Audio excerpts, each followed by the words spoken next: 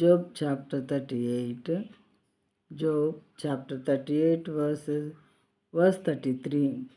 Do you know the ordinances of అది అయిపోయింది కదా. 34వ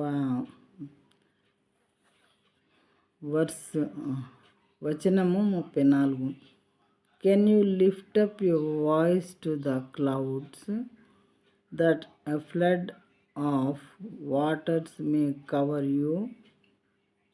జలరాశులు నిన్ను కప్పునట్లు మేఘములకు నీవు ఆజ్ఞ ఇయ్యగలవా? జలరాశులు నిన్ను కప్పునట్లు మేఘములకు నీవు ఆజ్ఞ ఇయ్యగలవా?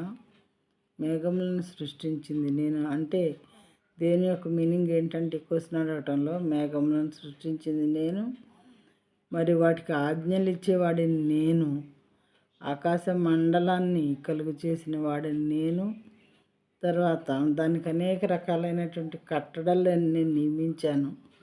సముద్రానికి కొన్ని కట్టడాలు ఎలాగైతే పెట్టానో, నువ్వు ఎంతవరకే రావాలి, నీ పొంగు ఎంతవరకే రావాలి, ఇక్కడి నుంచి మళ్ళీ వెనక్కి వెళ్ళిపోవటమే నువ్వు, దీన్ని మించి నీ పొంగు బయటకు రాకూడదు అని చెప్పి అలా కట్టడలో ఆజ్ఞలు సముద్రానికి దేవుడు చేశారో, అదేవిధంగా ఆకాశ మండలానికి కూడా కొన్ని కట్టడాలు దేవుడు పెట్టారంట. ప్రియమైన వాళ్ళు సూర్య చంద్ర నక్షత్రాదులు మరి గ్రహాలు అలాంటి వాటికి దేవుడు కట్టడాలు పెట్టబట్టి అవి వాటి మార్గంలో తిరుగుతూ ఉన్నాయి.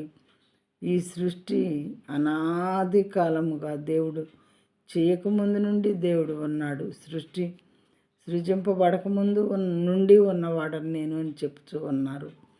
అయితే అప్పుడు చేసినటువంటి సృష్టి ఎప్పటి వరకు కూడా సృష్టిలోని ప్రతిదీ దేవుని మాట వింటూ ఉన్నది.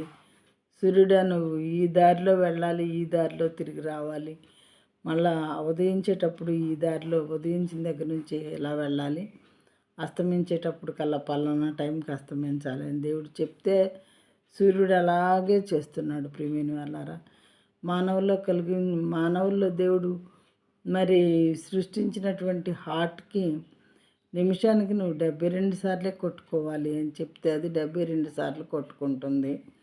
లేదా లయ తప్పినప్పుడు, లేదా మరి దేవుని మాట మనం వినకుండా మనకిష్టమైన పనులు చేస్తూ ఉన్నప్పుడు కొద్ది గొప్ప ఏమన్నా ఇదవుద్దేమో కానీ మరి అంతకన్నా ఎక్కువైతే వెంటనే చనిపోవటం, డాక్టర్ దగ్గరికి వెళ్ళి రకరకాల మందులు వాడవలసి రావటం ఇలాంటివి జరుగుతూ ఉంటాయి.